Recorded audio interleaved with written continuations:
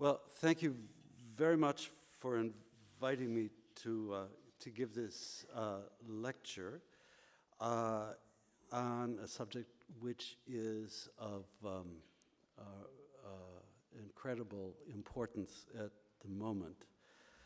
I don't know how much I can solve this question, but the question is one that has preoccupied me for a long time. As was just mentioned, this is the last of a series of 3 books on Homo Faber, on human beings, men and women as makers.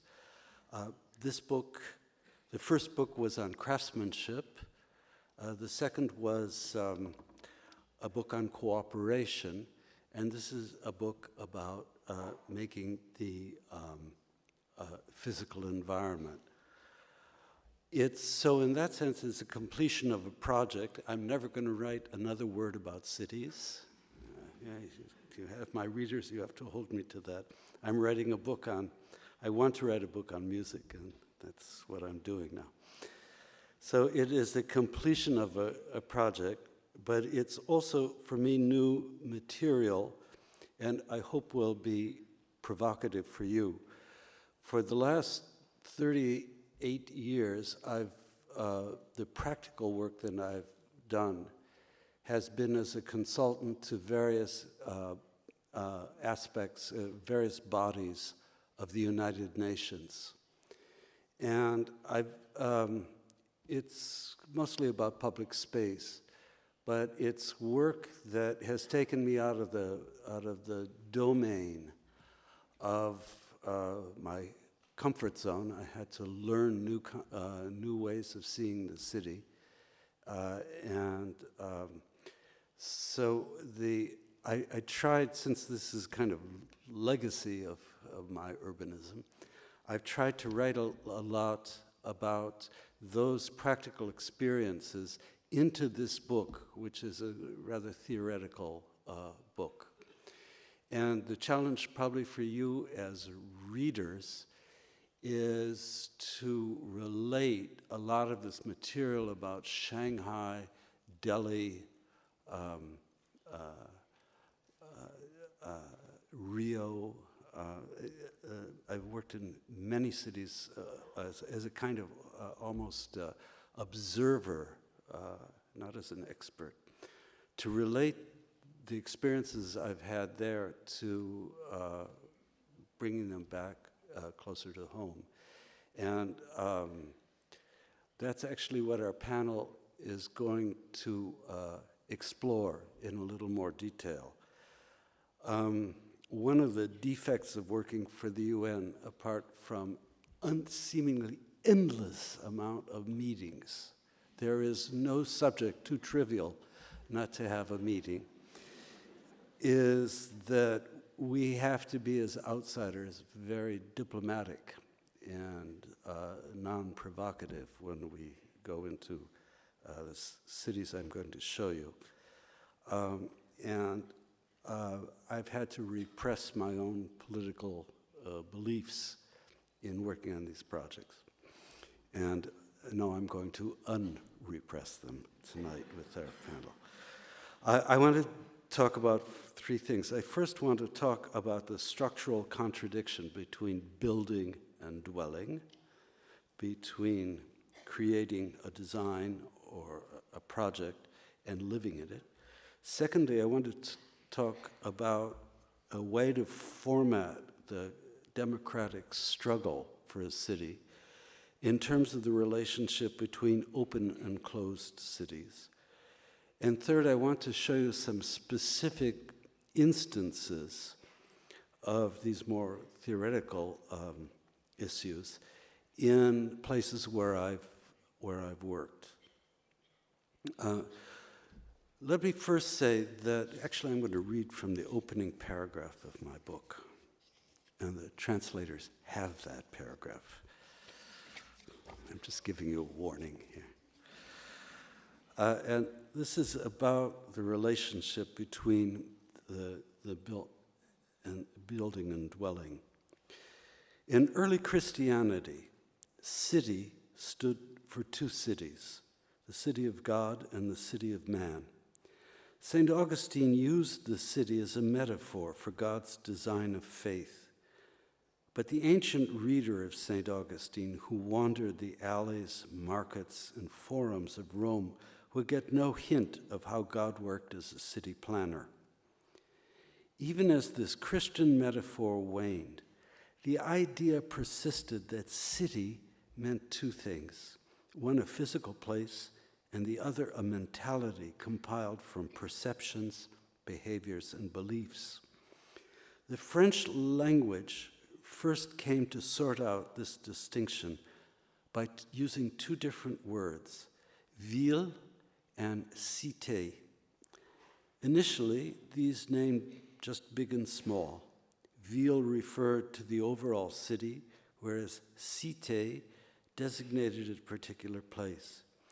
And sometime in the 16th century, the cité came to mean the character of life in a neighborhood, the feelings people harbored about neighbors and strangers, and attachments to place. This old distinction has faded away, of course, at least in France. A cité now most often refers to those grim locales which warehouse the poor on the outskirts of towns. The older usage is worth reviving, though, because it describes a basic conflict between the built environment on the one hand and how people dwell in it on the other. This became clear to me in the first job I had as a practical planner, which was in Boston, oh my God, 40 years ago, no, longer, anyhow. I was working as the most junior person in a project which attempted to integrate black and white children into the city's schools by busing children out of the black community into more middle-class white parts of the city. And as you'll know, unfortunately, from Mr. Trump, that racism is a very strong component of American life. In some ways, its strongest component. And these middle-class white people resisted our imposition of these black children in a very clever way to bus children into a school. The buses need somewhere to park, and we needed to build parking lots to do this. And the white parents said, this is terribly unecological. We want green space rather than parking lots, which the subtext of it is, if there's no place to park, the children won't come. I have to say I was very glad that my bosses didn't succumb to class guilt about this, and that we went ahead with the project, although it engendered even fairly violent activities by the white parents in the city menacing these black children. I tell you this because this is a basic element of the relationship between building and dwelling, an asymmetry, a conflict. Normally we think, well, of course, planning should just do what the people want. A building should follow dwelling. But if what people want is unjust, the planner has an obligation to resist the community in the name of justice. Today, for instance, as I've found with my work with the UN, most of the people that had choices in big cities that we were working in wanted gated communities. They wanted us to build gated communities to keep out the immigrant or the poor and so on. And the planner has to resist that. Now, this is a two-sided relationship. Global capitalism employs planners as poodles. I don't know how that name translates to German, as slaves to design environments for repressive investments of capital and so on. But it's not only that. There is a structural problem between relating how people want to live and how they are obliged to live, and the way cities are built. And that's a basic problem that appeared to me early on in my own life, and I think is very pervasive as a tension in cities, certainly in the emerging world today. When I thought about how to address this more closely, I didn't imagine that there would ever be a solution to this, but that there might be a kind of clarification to this structural tension that might find some ways of not resolving it or ending it, but of dealing it in a more positive way. And that brings me to the second aspect of what I want to talk to you about, the relationship between closed and open cities.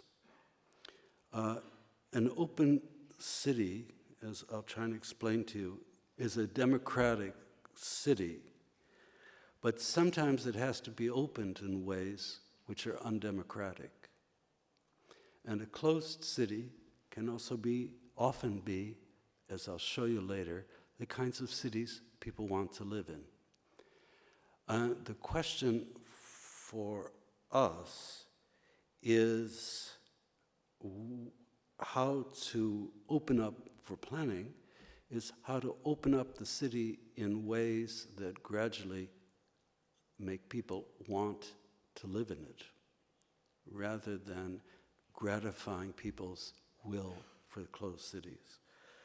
So I want to first explain this relationship between open and closed to you. And it became clear to me not as a kind of blow from the gods, but by working at the Massachusetts Institute of Technology, where I began my urban career a long time ago. And my office was near the Media Lab, which was, in those days, in the 80s and early 90s, was a kind of center a frenzied center of creativity using new media. And one thing that struck me was the way in which it was a place that my strongest memory of it is of its smell, that these people were locked up in it 24 hours a day, obsessed with what they were doing. There were pizza cartons everywhere, and it was a kind of thick atmosphere of smells, and that's what the open city often means to me, is kind of this kind of hard smell. But the people working there made a very interesting distinction between a Microsoft kind of experiment and a Media Lab experiment. A Microsoft experiment for them was something that tested a hypothesis. It's either true or false. The conditions of its closure are known in advance, and the idea is basically a truth function about whether something is or is not true.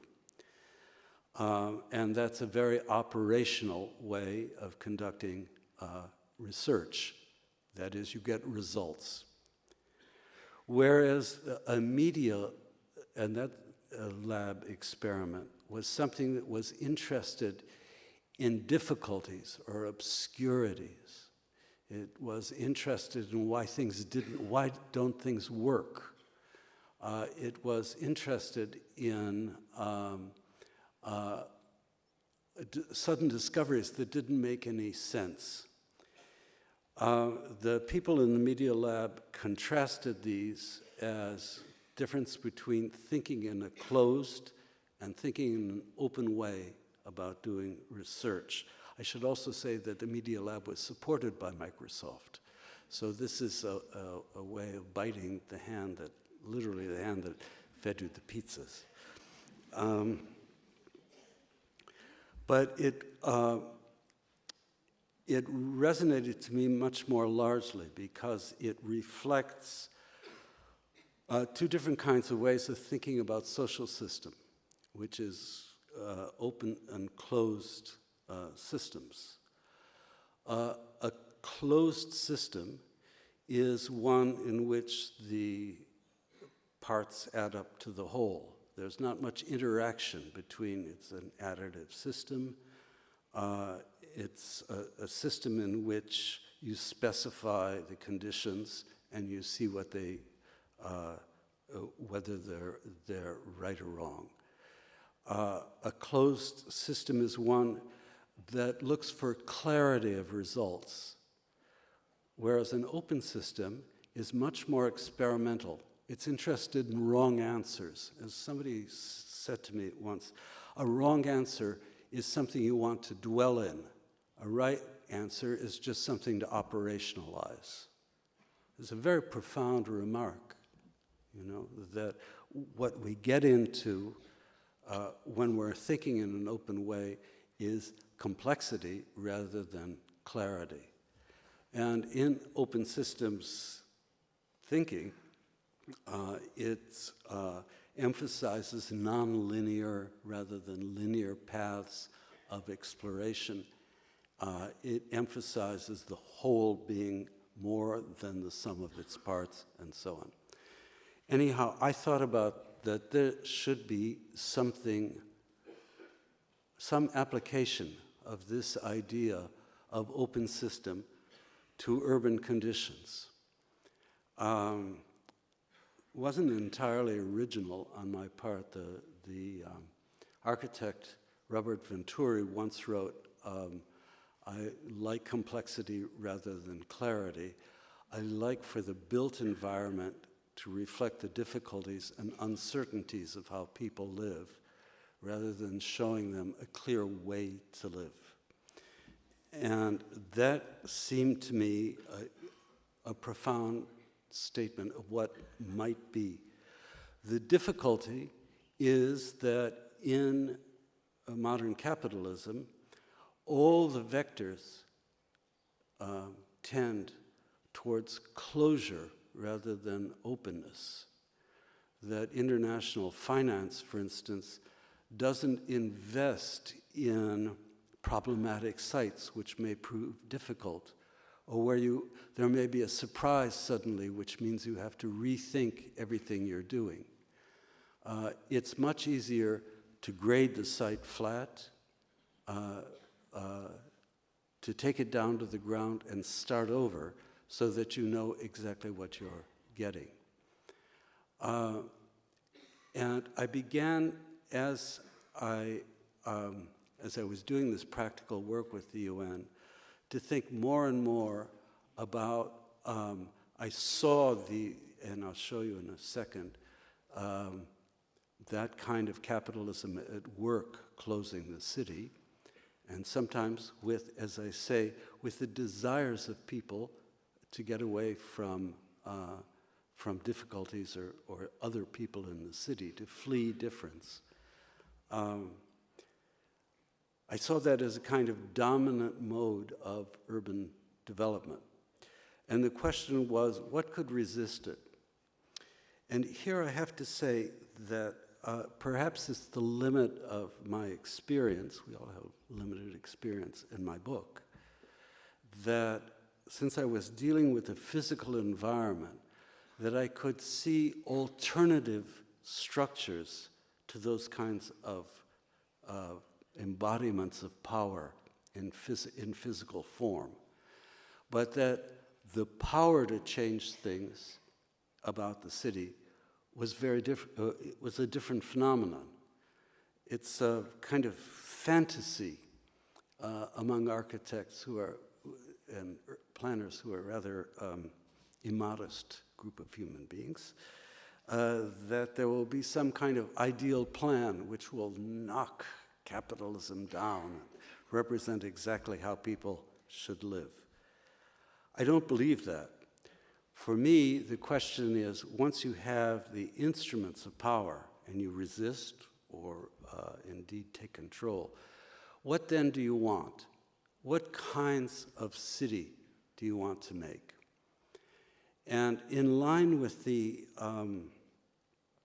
what I've told you about this structural contradiction between building and dwelling, there isn't one image you can hold up and say, this is an open city. This is what all open cities should look like. There are alternatives that are themselves each problematic and each attractive and both unattractive at the same time.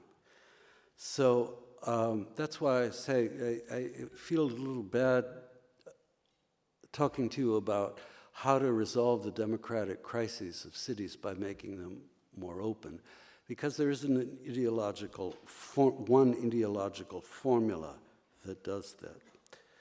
I should also say that what I'm going to show you is physical alternatives between open and closed environments. The power relations are built into these physical forms, but oftentimes the power relations are, they're not discursive objects. I don't think you could form a political party around open forms of housing, for instance. It's something that, you know this about all my urbanism, tends much more to be about the nonverbal than the verbal, the experience of form physically rather than explained ideologically. And what's true of the kind of theoretical books that I've written about this is also true of the practical work that I've done as a planner, which thank God I retired from. So I'm going to show you a set of images, and they're not in this very wonderful book just published by Hanser Berlin. The book would cost hundreds of euros if they were. But you can find all of these images on my own website. You can download them if you want, and that's Richard Sennett with one word, .com. And if you want to look at them and study them, they're all there. First of all, I want to show a little contrast between, hello, are we going? Yeah, we are. I'm doing this the wrong way. Between open and closed form. This is an open place. This is one image, God, I'm terrible, of an open city. It is, what you're seeing here is it's a place we're working in South Delhi.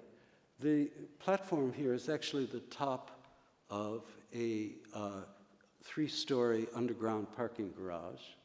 And originally here, these were government offices for bureaucrats in, I shouldn't say that, for civil servants in Delhi. The city got richer. The civil servants moved to more quarters more worthy of them. And the public flooded in here to do something. This is an area with a very particular character. This is the Silicon Alley of Delhi. Mostly what's here are people selling illegal software programs or illegal phones like this. I shouldn't say that here. You Germans are so law-abiding. go back. And what's here on the side are, these are, where's the pointer? Can't quite see it. Anyhow, the offices on the side, there we are now startup firms, software startup firms and people who repair the faulty phones here and so on. The thing about this that makes it an open space is not only that it's got an informal economy, that the space is physically open. It's just the top of a parking garage, although there are about 46 to 58,000 people here every day. But that the sellers of these electronics and the people working in the startups are a mixture of Hindus and Muslims. This is the safest part of Delhi. It's had the least violence of any public space in Delhi, because these very different people are mixed physically together, engaged in the common activity of either creating new software or of selling existing goods. There's also a mixture here between people who are doing this advanced tech and people who sell saris, chapatis, all sorts of things like that.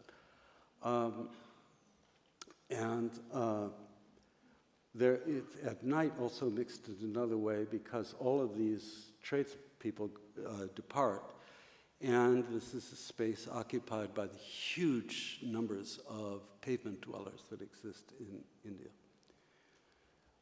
And we intervened in this project because it's under threat by people who want to tear it down and put up a skyscraper. And actually, we're trying to list Nehru Place as a UNESCO World Heritage Site. I mean, this is grotesque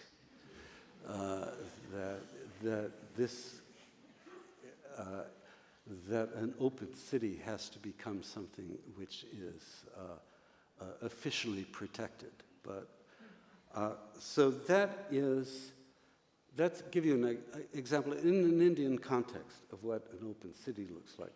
It contrasts to central Shanghai.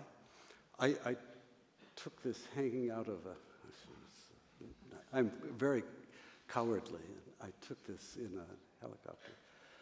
This is a space.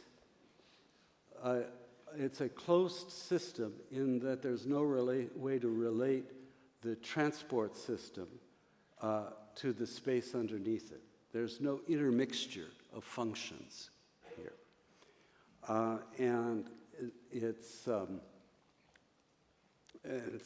great problem for people in Shanghai now. They built this when they had a lot of money a long time ago.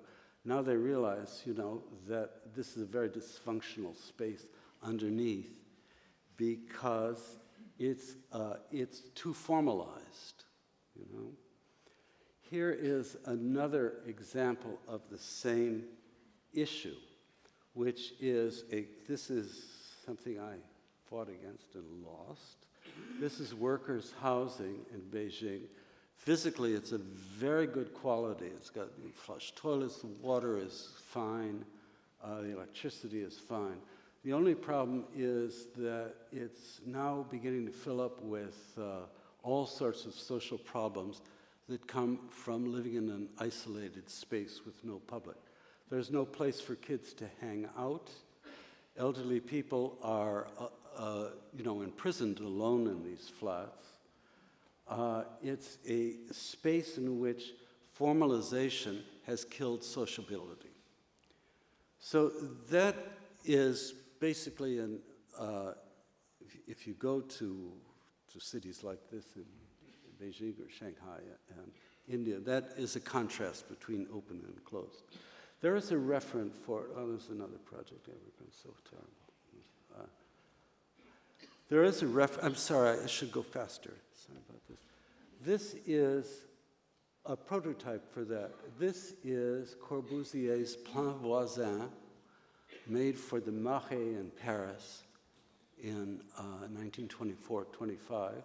The Marais graded flat, and these identical, very beautiful 18-story towers put in their place.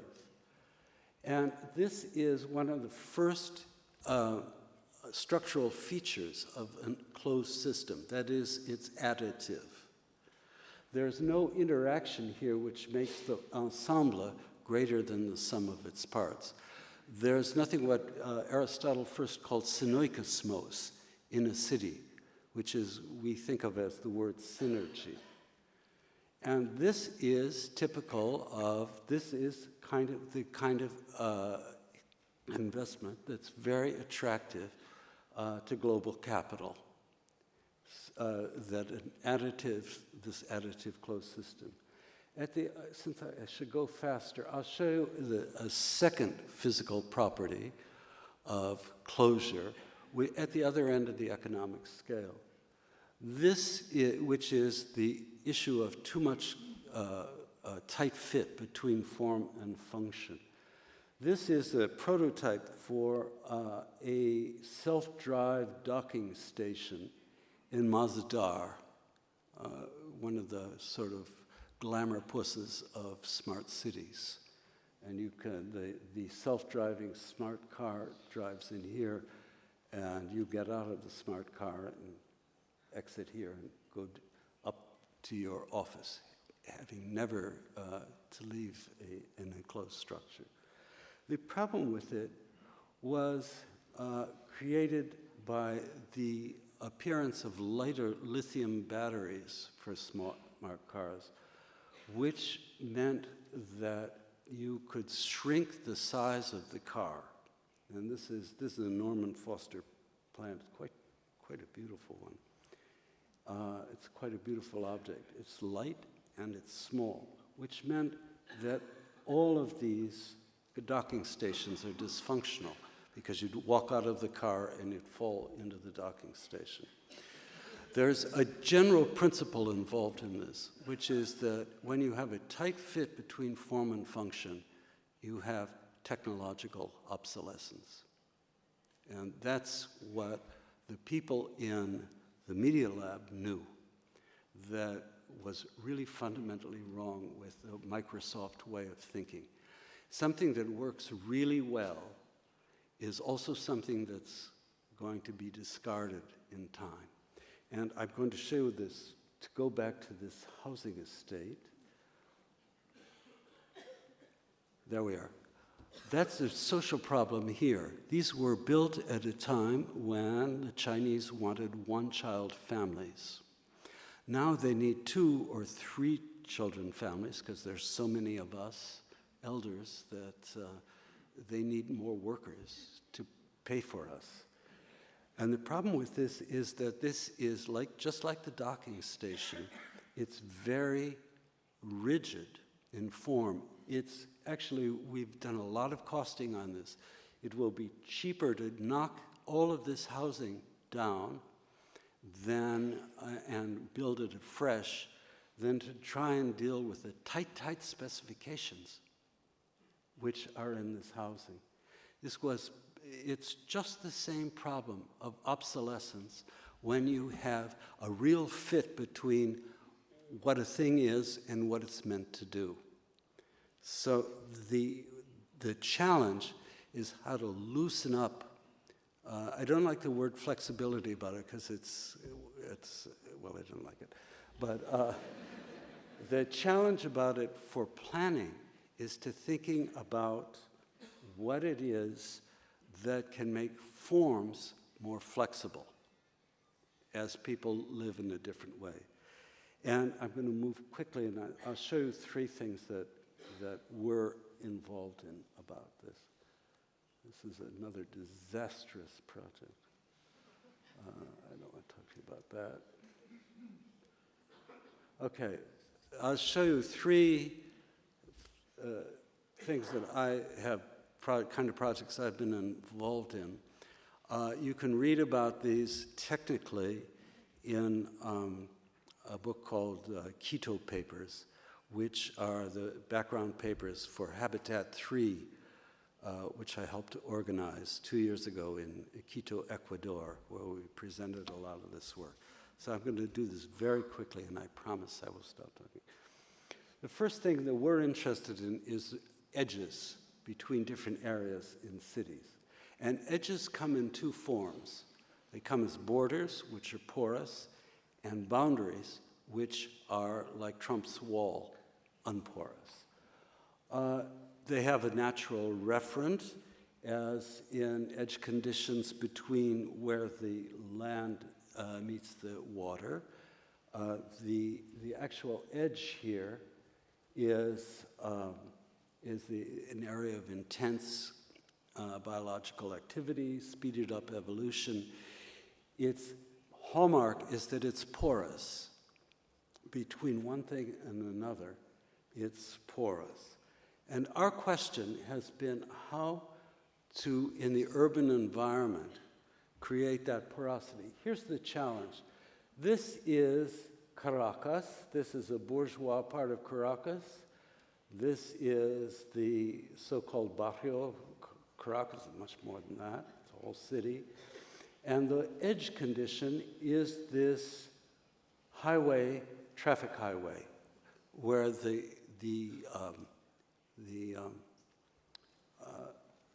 where the flow of traffic cuts all these people off. There's one bridge.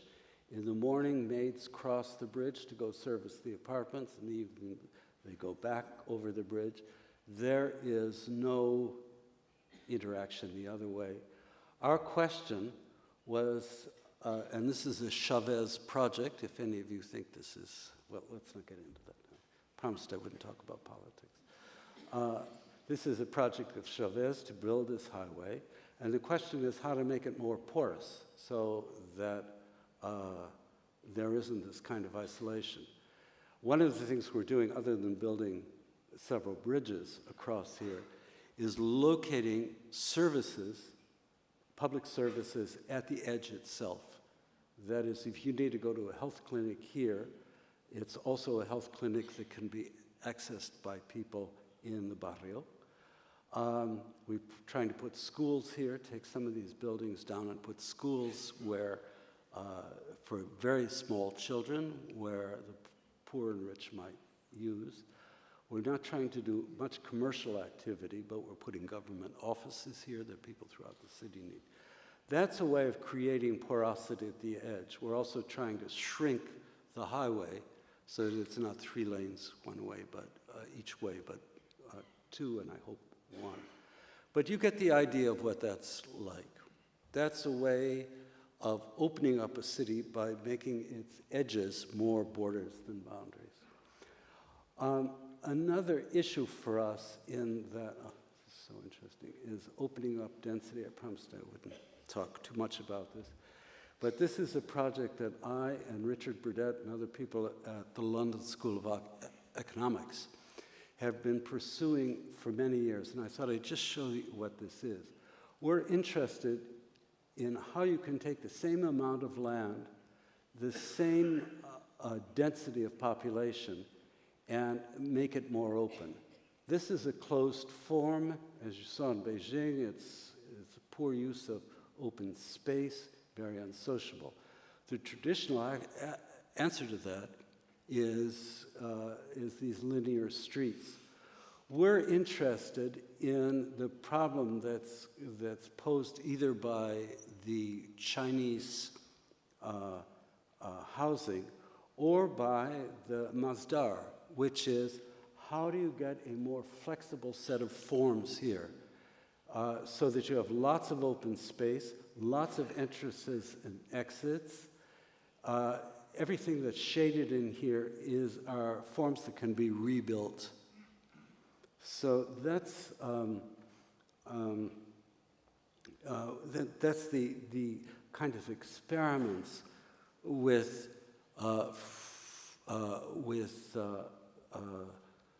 loosening up the relationship between form and function. Everything in blue here can be remade very simply. And it's a technical exercise.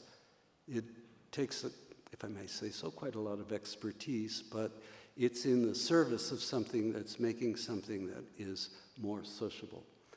The second issue we're looking at is how to think about incomplete form. The classic way of thinking about this is a project by Enrique Aravena in Iquique, Chile, which is to raise the standards of self-built housing, to give people the infrastructure for a good quality house and let them build it, fill it in themselves, rather than build poor quality whole housing for them, complete. That's how that project looked when it was completed.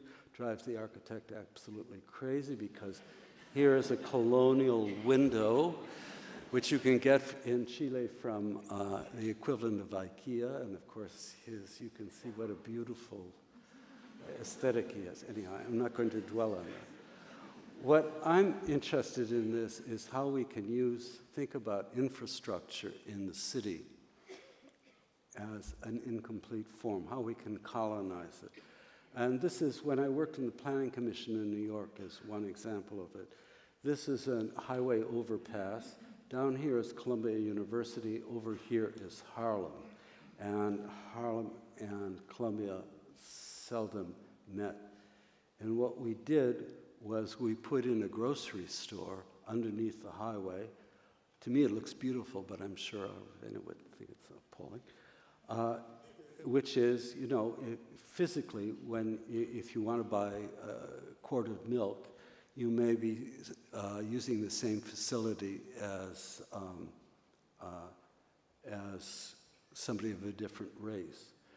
The reason this is important is that the word developing city, often suggests in our mind that there was nothing there in these cities. There was empty land before these masses of people began flooding into cities. That's not true. In many places, what you have is abandoned land or abandoned structures that have proved not to be productive, and which the owners hold on to, hoping that someday somebody will find some use for them. And in the meantime, they're colonized by the poor. And this is, the notion of development happens in empty space, it's a fantasy. So what we're thinking of is ways in which we can colonize public space like this to create a kind of, again, something that has a kind of porosity to it, but that actually makes city out of what has been abandoned. And I'm trying to do this now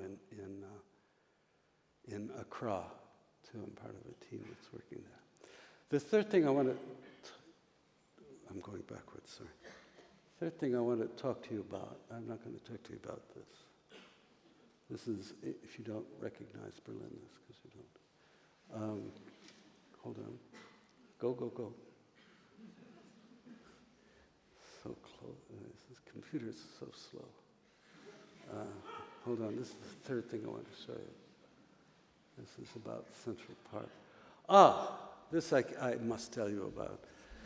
This is Jane Jacobs and me having a drink in the White Horse Tavern.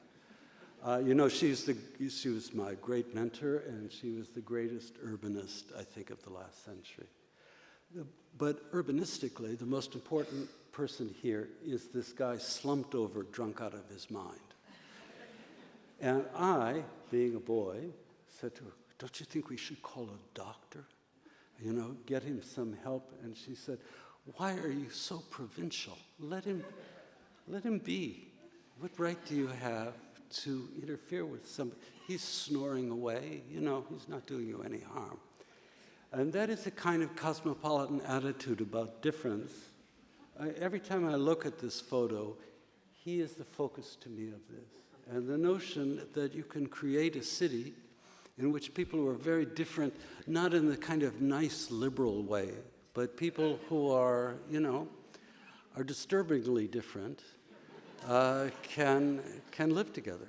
And that's what this looks like to me. Anyhow, I show you that. The last project that we're involved in has to do with climate change. There's a huge issue for the UN about how to relate urban form to coming climate changes. I'm going to show you just one project in which we were advisors rather than funders. You remember that Hurricane Sandy in 2012 inundated New York City. And the question was what to do to deal with that kind of climate change. And I should say that we know long-term that what's going to happen in climate change. You know, sea levels are going to rise. There'll be desertification, which is likely for many cities as the water tables disappear, and so on. But we don't know that there'll be extremes of storms. What we don't know is it's a nonlinear development that gets to that end. We can't predict this year on November 14th there will be this storm. There is no way to do that. The system is a chaotic system in its functioning, but not in its results. That poses a question about how to deal with climate change in terms of adaptation or modification of existing forms. This is a project by Bjarke Ingels called The Necklace, which creates a berm. A berm is a high, it's a mound of earth. The Dutch have them. You know, they're all protected by them. Very high to go around the southern tip of Manhattan. And the problem with it is that it's based on a prediction which has already been falsified. That is, it's high to a level. It's just the same problem as in Masdar, but transposed to the realm of climate change.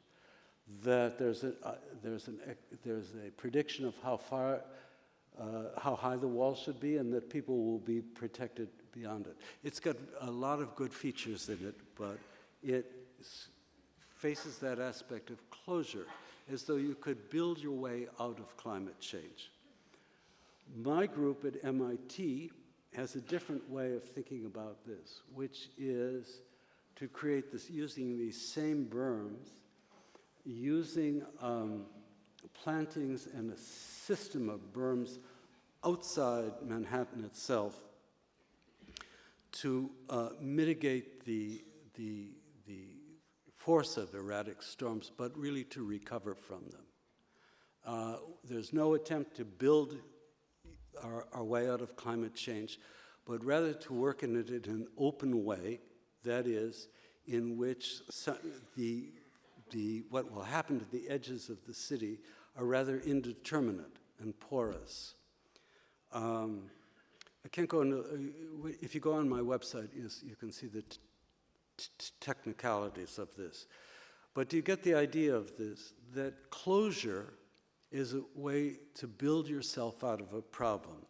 And even something so wonderfully sophisticated as Bjarke Ingels' berm is a way to build yourself out of climate change. Whereas our project, which is founded much more on open systems principles, is a way to work with climate change, to create a system of mini resistances. So this is, I say, all in my book, and I'll put, having somebody put online for you tomorrow on my website. You can see all of, you can see these and many more in detail. So to conclude, what I've first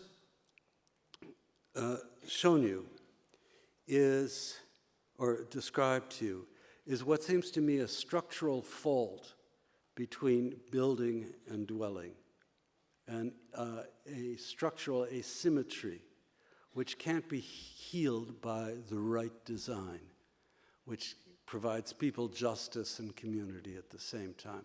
These are structurally dissonant. The second thing I've tried to do in terms of talking about how to deal with this, and particularly about what to me urban democracy is about, is how more to open up the city rather than to close it down. As I tried to show you, that this idea of an open system is founded on systems theory. Of an open city is founded on systems theory. It's not an aesthetic image. And many of the results, as you've just seen, of opening things up are very ugly, you know? We're not talking beauty here. We're talking something that is more participatory and inviting people. And in the third part of this, I have just shown you work that we're doing we have been doing in the UN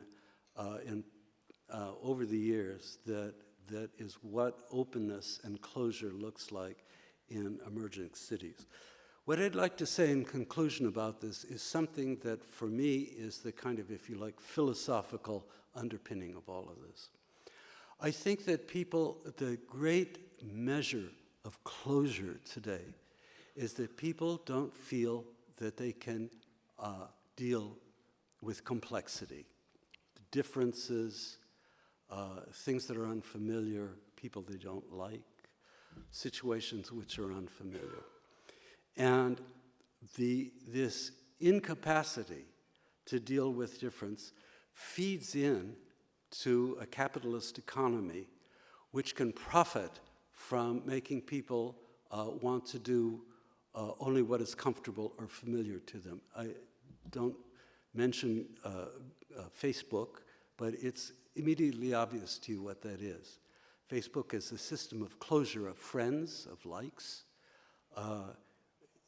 with this vampire technology put into place to benefit from that.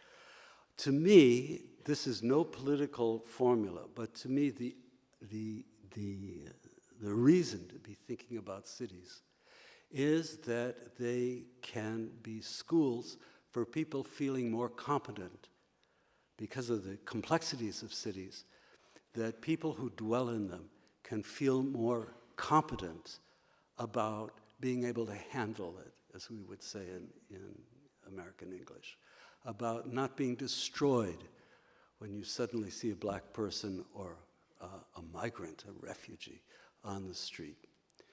And